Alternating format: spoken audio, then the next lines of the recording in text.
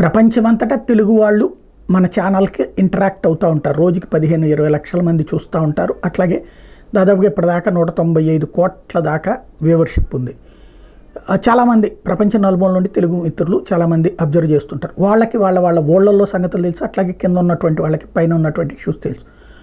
ఇప్పుడు ఇక ఎలక్షన్ల ప్రచారపు హడావిడి అయిపోయింది కాబట్టి ఇప్పుడు మీ ఊళ్ళల్లో ఎట్లుంది, అట్లాగే మీరున్నటువంటి ఊళ్ళల్లో ఎట్లుంది నేను ఏది చెప్పను. నాకు తెలిసినంతవరకు అయితే 2000 రూపాయల దాకా ఓటు రేటు వెళ్ళిపోయింది. ఒకనాడు 50, 100, 96లో 50 నుంచి బిగినాయి, తర్వాత 100, 150 ఇట్లాగా. కొంతమంది ఏమో మా ఊళ్ళల్లో 1000 ఇస్తున్నారండి, మీరేమో ఎక్కువ చెప్తున్నారు, కొంతమంది ఏమో ఎక్కువ ఇస్తున్నారంటున్నారు.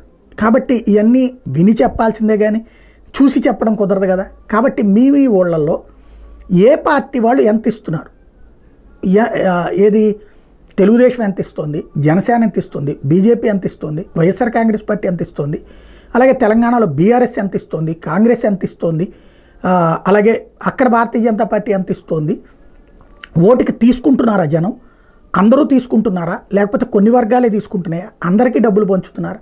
ఇది నేను చెప్పడం కంటే మీరే కింద కామెంట్ల రూపంలో పెడితే, మీరే ఇంటరాక్ట్ అయితే మిగతా వాళ్ళకు కూడా తెలుస్తుంది. అది తెలియాల్సిన అవసరం ఉందా లేదా అంటే తెలుసుకోవడం సహజంగా. మనం ఈ టైంలో అందరూ చర్చలేగా జరుపుకునేది. ఆ చర్చల్లో ఇంటరాక్ట్ అవుదాం. ఇది నైతికమని నేను చెప్పను, అనైతికమని విమర్శించను. ఎందుకంటే ప్రజలు తీసుకుంటున్నప్పుడు అది తప్పని నేను వాదించినంత మాత్రాన వాళ్ళు మారిపోరు. అదే సందర్భంలో ఇచ్చేటటువంటి వాడు నైతికంగా మంచోడని నేను చెప్పను. కాబట్టి అవి పక్కన పెట్టేది, ఆ చర్చ పక్కన పెట్టేసి మీ ప్రాంతాల్లో ఎంత ఉంది, ఓటుకి రేట్ ఎంత కట్టారు, అది మీకే తెలియాలి. అది కామెంట్ రూపంలో పెడితే బాగుంటుంది.